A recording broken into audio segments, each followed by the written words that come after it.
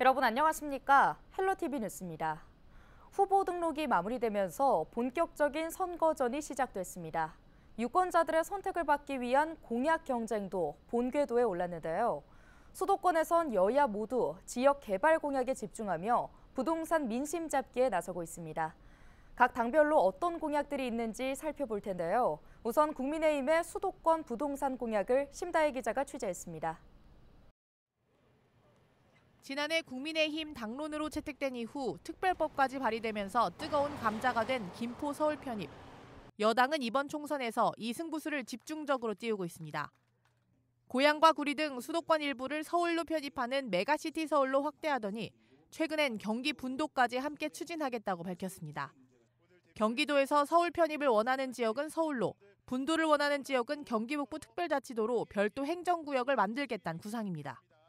서울 편입을 원하는 사람이 있는가 하면 경기 분도를 원하는 사람이 있는데 그 서로 간에 반대를 할 거거든요.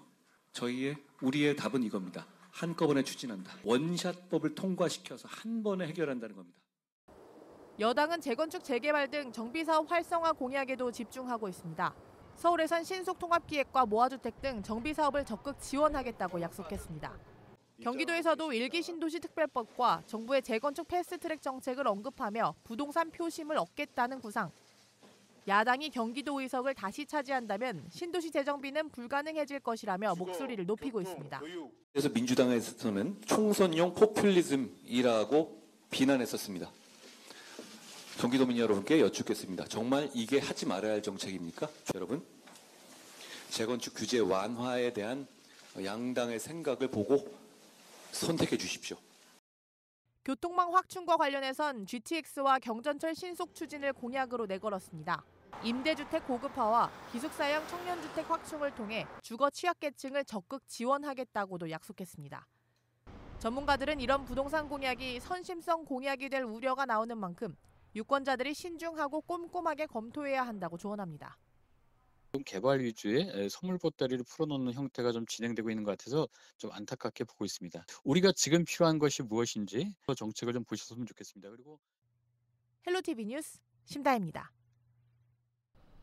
40총선 본 후보 등록을 마친 첫 주말, 원희룡 국민의힘 후보가 인천 계양을 출마를 공식화했습니다. 원희룡 국민의힘 계양을 후보는 지난 23일 계양 이막 사거리에서 출마 기자회견을 열고 계양의 주거, 교통, 교육이 25년 동안 방치돼 왔다고 출마 배경을 설명했습니다. 이어 계양은 나의 마지막 지역구라며 주민들의 지지를 호소했습니다. 한편 원 후보는 GTX-D 작전 서운역 신설, 계산 이막역 역세권 개발을 비롯한 주요 현안을 공약으로 제시하고 있습니다. 지난 주말 더불어민주당 계양갑을 선거대책위원회가 공식 출범했습니다. 공동선대위 총괄 상임선대위원장은 박형우 전 계양구청장이 맡습니다. 이 밖에 10명의 공동선대위원장이 40총선 선거운동을 지휘합니다. 계양을 민주당 후보이자 더불어민주당 대표인 이재명 후보는 이날 출범식에 참여해 계양 선거도 중요하지만 대한민국 전역에서 승리해야 한다며 40총선 승리에 대한 의지를 드러냈습니다.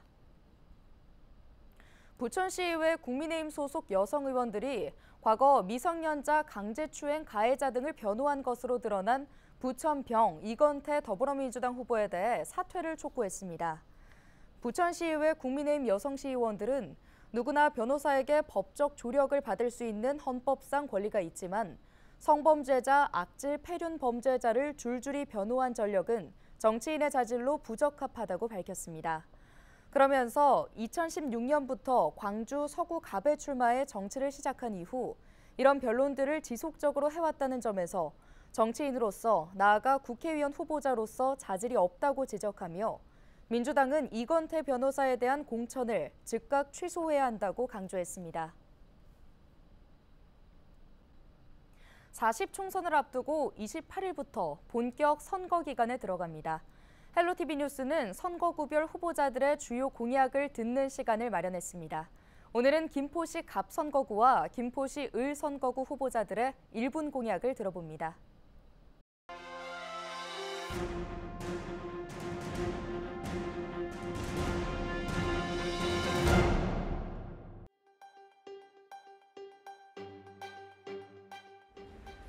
빨라진다 김포교통, 좋아진다 명품 김포, 힘이 된다 민생경제, 이 세 가지 슬로건을 주요 골자로 공약을 만들었습니다. 김포의 지하철 5호선 신속 착공을 위해서 예타 면제를 추진하도록 하겠습니다. 또한 풍무 2역과 김포경찰서역을 신설하고 감정역을 환승역으로 추진하도록 하겠습니다. 그리고 대학병원을 유치하고 도립 어린이종합병원을 유치하도록 하겠습니다. 그린벨트를 해제하고 김포의 첨단 기업을 유치하겠습니다. 과밀학급을 해소하고 교육특구 지정을 통해서 김포의 교육을 명품으로 만들도록 하겠습니다. 한강 철책을 걷어내고 한강공원을 시민품으로 돌려드리겠습니다. 그리고 김포의 문화 복지 인프라를 확충하고 시민들이 휴식 공간을 만들어서 명소들을 늘리도록 하겠습니다.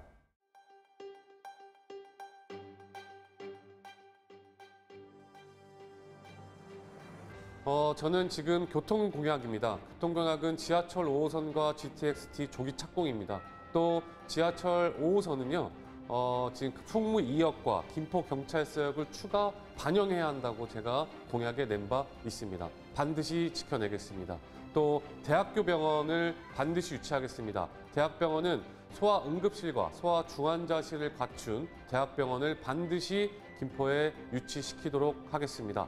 또 고촌 지하철 2호선도 반드시 연결해내겠습니다. 그래서 우리 교통이 편리한 김포시를 반드시 만들어내겠다는 약속을 드리겠습니다. 또 어린이 과학관과 어린이 체험관을 만들어서 우리 아이들이 김포 안에서 교육을 잘 받을 수 있도록 반드시 해내겠다는 말씀 드리고요. 또 과밀학급을 해결하기 위해서 중학교 신설 문제도 반드시 해결하겠습니다. 감사합니다.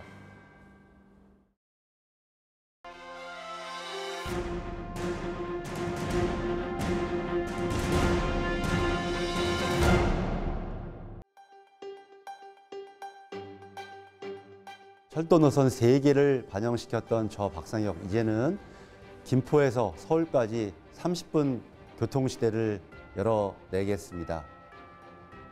서부권 GTX, 인천 지하철 2호선의 김포 고양 연장, 서울 지하철 5호선을 임기 내에 반드시 착공시키겠습니다. 또한 임기 4년 동안 학교 4개를 신설 확정시킨 저 박상혁, 이제는 양의 문제가 아니라 질 높고 다양성 있는 교육을 만들어내겠습니다. 국제교육특구 지정, 국제고등학교 유치를 통해서 김포 시민들이 원하는 질 높은 교육 만들어내겠습니다. 더불어 김포 이청사를 한강 신도시에 조성해서 공공과 문화 복합이 어우러지는 김포시 만들어내겠습니다. 이번 선거는 5호선 조기 착공과 조기 준공에 대한 선거입니다. 여심 있는 여당 후보가 이 문제를 시작도 했고 그리고 마무리도 깔끔하게 하도록 하겠습니다. 두 번째는 서울 통합입니다.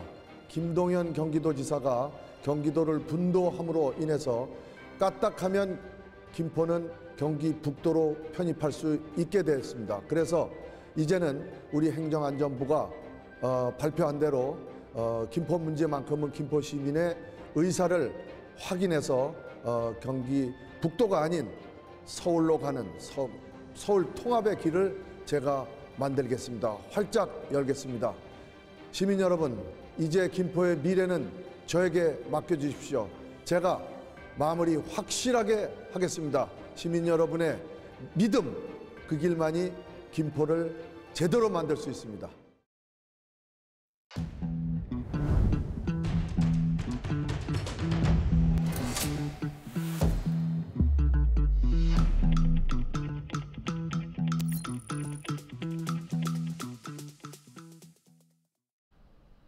경기도는 31개 시군과 함께 지난 1월 26일부터 지난달 29일까지 불법 현수막 단속을 벌여 규정을 위반한 정당 현수막 2,400여 개를 정비했다고 밝혔습니다. 도는 40총선 공식 선거운동이 시작되는 오는 28일부터 선거일까지는 정당 현수막을 설치할 수 없어 27일까지 정당 현수막이 난립할 것으로 보고 집중 점검에 나설 계획입니다. 현행 5개 광고물법에 정당 현수막의 경우 정당별로 읍면동별 2개 이내만 설치할 수 있습니다. 또 교차로, 횡단보도, 버스 정류장 주변은 현수막의 높이를 2.5m 이상으로 해야 하며 전체 현수막의 면적은 10제곱미터 이내, 정당명과 연락처를 표시하는 글자 크기는 5cm 이상으로 해야 합니다. 후보자 현수막의 경우 정당 현수막과 달리 선거 기간에도 선거구안 읍면동수의 2배 이내에서 설치할 수 있습니다.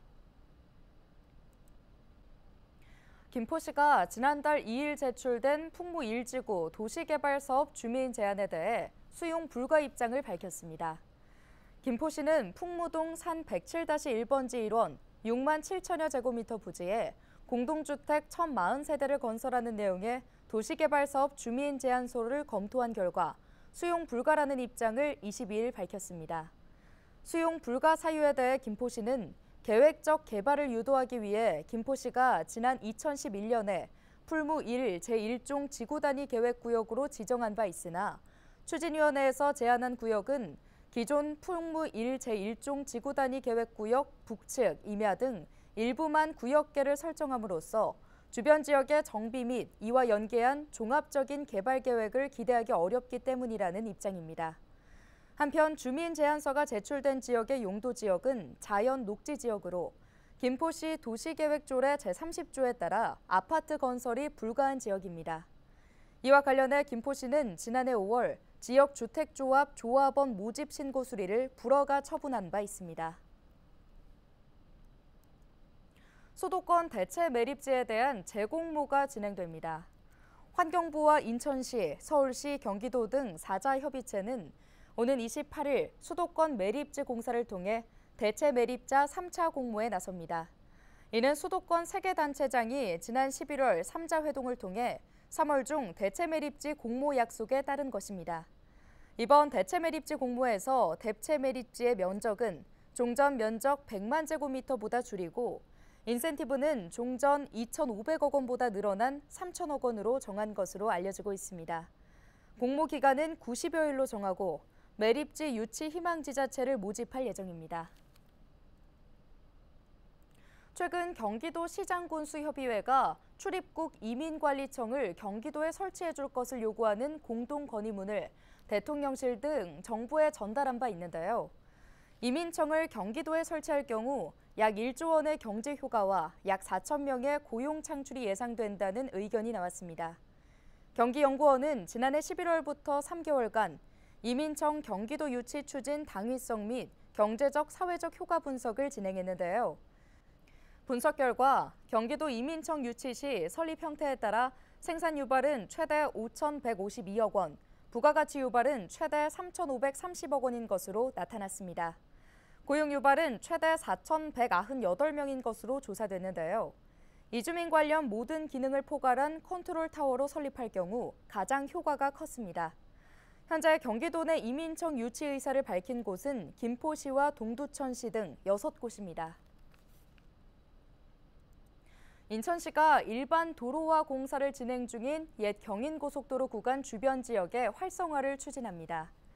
시는 인천대로 주변 11개 지구단위 계획구역의 재정비 및 활성화 방안 수립 용역을 발주하기로 했다고 밝혔는데요. 대상은 미추홀구 용현동에서 서구 가정동 구간 인천대로 직접 영향권 122만 제곱미터입니다. 이번 용역은 오는 6월 시작돼 2026년 5월 마무리될 예정입니다. 시는 이번 용역을 통해 11개 구역의 관리 운영상 문제점을 진단하고 개선 방안을 마련할 계획입니다. 또한 시뮬레이션을 통해 경관 상세 계획 수립과 거점 개발 공간 발굴도 진행합니다.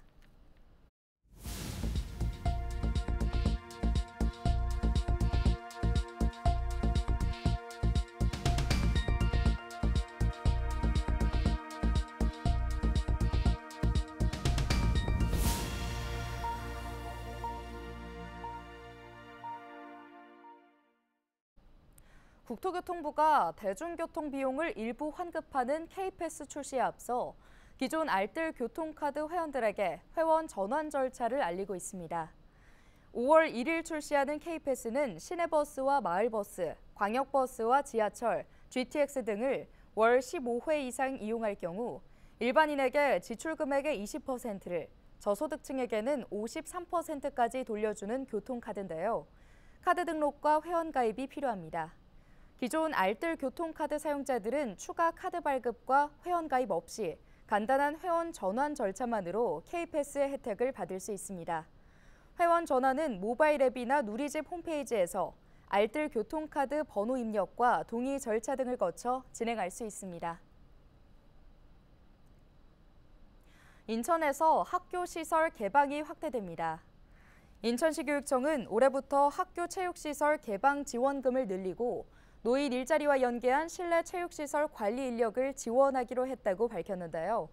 올해 학교 운동장을 개방한 학교에는 지난해보다 100만 원 많은 300만 원을, 실내 체육시설을 열어준 학교에는 250만 원 늘어난 750만 원을 각각 지원합니다.